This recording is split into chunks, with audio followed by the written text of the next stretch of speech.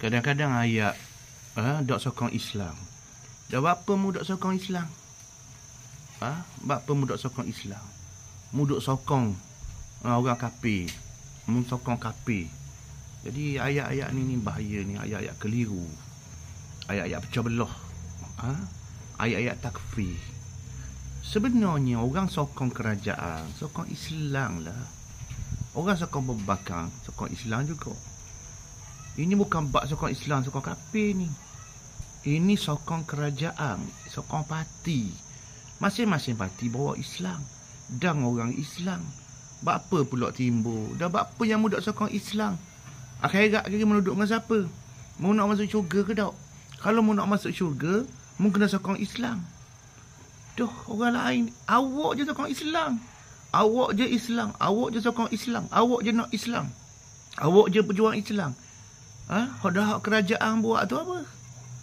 Yang kerajaan buat tu meletakkan Islam dalam perlembagaan Islam agama rasmi.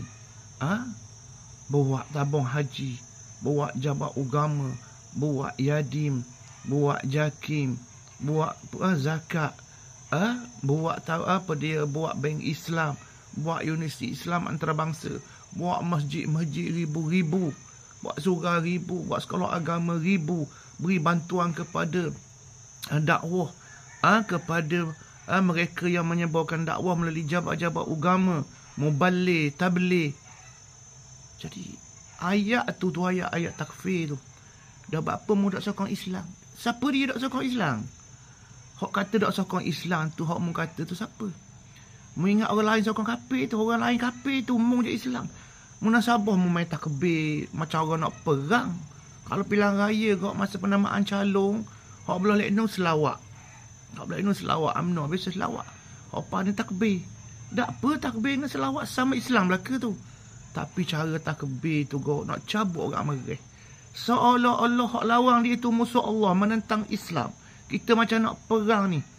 Menggambarkan kebencian, dendam, hukum maknanya macam-macam. Jadi barang ni barang jelas salah, jelas sesat ni ajaran lagu ni.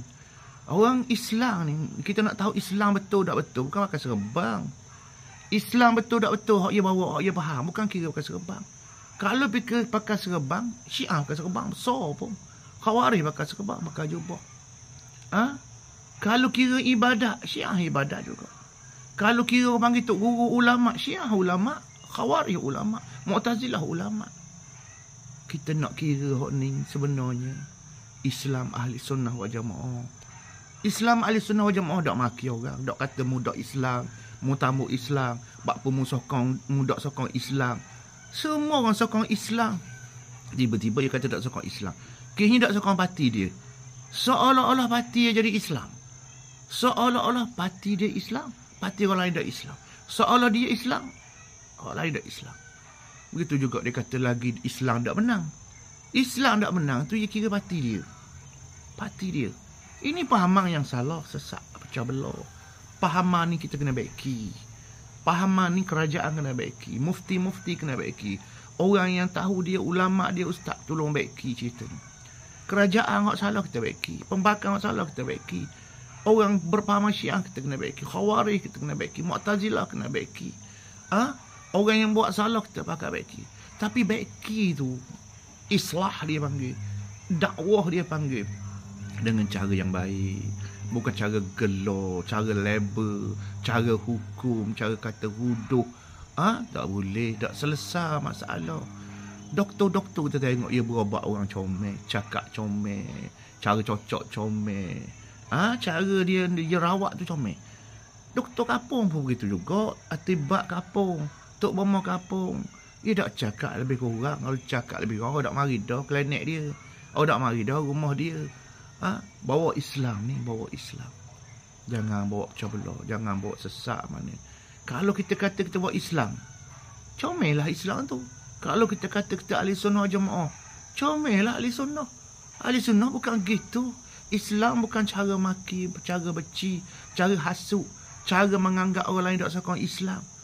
Bolehnya kata orang lain tak sokong Islam. Dah pesen apa lagu tu? Ustaz apa lagu tu? Tok guru apa lagu tu? Ulama apa kau lagu tu? kena betul kepahaman. Islam kena betul, kepahaman kena betul. Fiqh kena betul, politik kena betul, akidah kena betul. Kita hidup 1447 tahun jauh dengan Nabi. Banyak berlaku penyelewengan. Kadang-kadang punah kat akidah, kadang-kadang punah kat fiqh, kadang-kadang punah kat tasawuf, kadang-kadang punah kat politik, kadang-kadang punah kat dakwah, kat fikrah, kat pahaman. Kita pakai beki. Yang beki pula kita tak mau balah-balah maki-maki. Kita pakai cerita comel mana. Wallahu ta'ala.